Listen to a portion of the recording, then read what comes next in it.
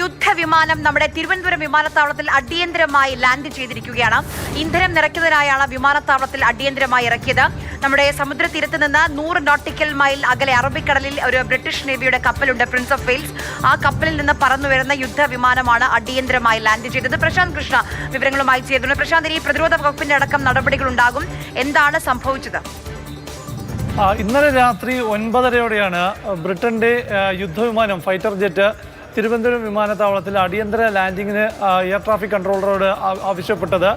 ഇതേ തുടർന്നാണ് ഈ യുദ്ധവിമാനം ഇവിടെ ഇറക്കിയത്. ഈ അറബിക്കടലിൽ 100 നോട്ടിക്കൽ മൈൽ അകലെയുള്ള ബ്രിട്ടന്റെ തന്നെ ഒരു പടക്കപ്പലിൽ നിന്ന് പറന്നുയർന്ന യുദ്ധവിമാനമാണ്. ഇതിന് ഈ ഇന്ധനം കുറവ് ശ്രദ്ധയിൽപ്പെട്ടതിനെ തുടർന്ന് ഇവർ ലാൻഡിംഗ് ആവശ്യപ്പെടുകയായിരുന്നു. ഇതേ തുടർന്നാണ് ഇവിടെ ലാൻഡിംഗ് അനുവദിച്ചത്.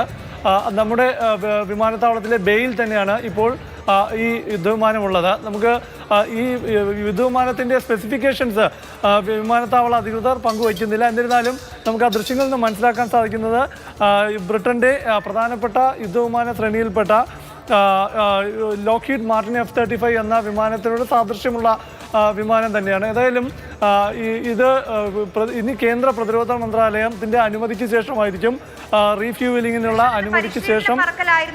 എന്തുകൊണ്ടാണ് ഇന്ധന ഒരു ക്ഷാമം അനുഭവപ്പെട്ടത്? തിരിച്ച് കപ്പൽ ലാൻഡ് ചെയ്യാൻ എന്തുകൊണ്ടാണ്? ആര്യം മനസ്സിലാക്കുന്നത് 8, 9, 10 തീയതികളിൽ അറബിക്കടലിന്റെ വടക്ക് ഭാഗത്തായി ഒരു India UK joint naval exercise നടക്കുന്നുണ്ടായിരുന്നു.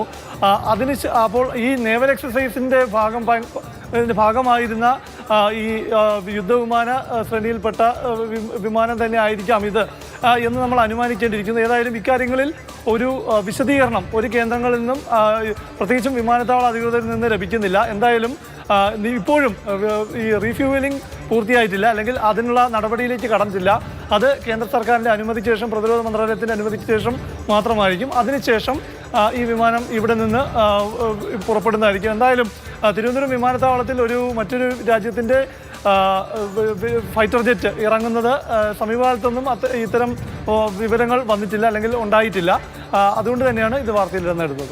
പ്രശാന്ത്, ഇന്ത്യൻ മഹാസമുദ്രത്തിൽ ബ്രിട്ടന് നേരത്തെ തന്നെ ഒരു സൈനിക ഇടമുണ്ട്, ഡിഗോ ഗാർഷ്യ. നമ്മുടെ ഇന്ത്യക്ക് തൊട്ടു താഴെയായി, മാലദ്വീപിനൊക്കെ സമീപത്തായി. അവിടെ ഫൈറ്റർ ജെറ്റുകൾ ലാൻഡ് ചെയ്യാറുണ്ട്. സൈനിക ആവശ്യങ്ങൾക്ക് മാത്രമാണ് കടലിൽ ഉള്ള ആ ചെറിയ ഭൂമി ഉപയോഗിക്കുന്നതും അവിടെ ഇത്തരം ഇന്ധനം നിറയ്ക്കാനുള്ള സംവിധാനം ഉൾപ്പെടെ ഉള്ളതുമാണ്.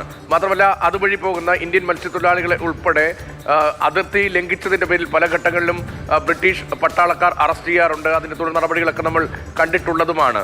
എന്തുകൊണ്ട് അടിയന്തരമായി തിരുവനന്തപുരത്തേക്ക് ലാൻഡ് ചെയ്തു എന്ന ചോദ്യം ഇപ്പോഴും നിൽക്കുകയില്ല. അക്കാര്യത്തിലൊരു വ്യക്തത എപ്പോഴുണ്ടാകും. ഇക്കാര്യത്തിൽ പ്രതിരോധ മന്ത്രാലയത്തിൻ്റെ ഭാഗത്ത് നിന്ന് കൂടുതൽ പ്രതികരണങ്ങൾക്കുള്ള സാധ്യത ഇന്ന് എത്രത്തോളമുണ്ട്? ഈ വിമാനത്തിൽ ഏതെങ്കിലും തരത്തിൽ തകരാറുണ്ട്, അത്തരം എന്തെങ്കിലും വിവരങ്ങളുണ്ടോ? രതീഷ്, സാങ്കേതിക തകരാറുകളല്ല, റീഫ്യൂവലിംഗ് തന്നെയാണ് ആവശ്യപ്പെട്ടത്. എയർ ട്രാഫിക് കൺട്രോളറോടും അത്തരം ആവശ്യം ഉന്നയിച്ചതിനെ തുടർന്നാണ് തിരുവനന്തപുരത്ത് അടിയന്തര ലാൻഡിംഗ് അനുവദിച്ചത്. ഇന്നലെ രാത്രി 9:30ക്കാണ് ഈ ലാൻഡിംഗ്. പിന്നെ ഈ ബ്രിട്ടൻ്റെ ഈ അറബിക്കടലിലെ ഈ വ്യോമതാവളം അവർക്ക് 100 നോട്ടിക്കൽ മൈൽ അകലെ നിന്നാണ് ഈ വിമാനം, അല്ലെങ്കിൽ ആ കപ്പൽ ഇപ്പോൾ ഉള്ളത്. അവിടെ നിന്നാണ് ടേക്ക് ഓഫ് ചെയ്യുകയും പിന്നീട് ഈ റീഫ്യൂവലിംഗ് ആവശ്യം വരികയും ചെയ്തത്. അപ്പോൾ അതുകൊണ്ട് തന്നെ അവർക്ക് റീഫ്യൂവലിംഗ് ബ്രിട്ടന്റെ സംവിധാനമുള്ള സ്ഥലത്തേക്ക് എത്തിപ്പെടാൻ കഴിയാത്തത്ര അകലെ ആയിരിക്കാം. വിവരങ്ങൾ നൽകി. ഇന്നലെ പരിശീലന പറക്കലായിരുന്നു. ആ സമയത്ത് കടൽ പ്രക്ഷുബ്ധമായിരുന്നപ്പോൾ തിരിച്ചൊരു കപ്പലിലേക്ക് തന്നെ ഒരു ലാൻഡിംഗ് പ്രയാസകരമായിരുന്നു എന്നാണ് അറിയാൻ കഴിയുന്നത്.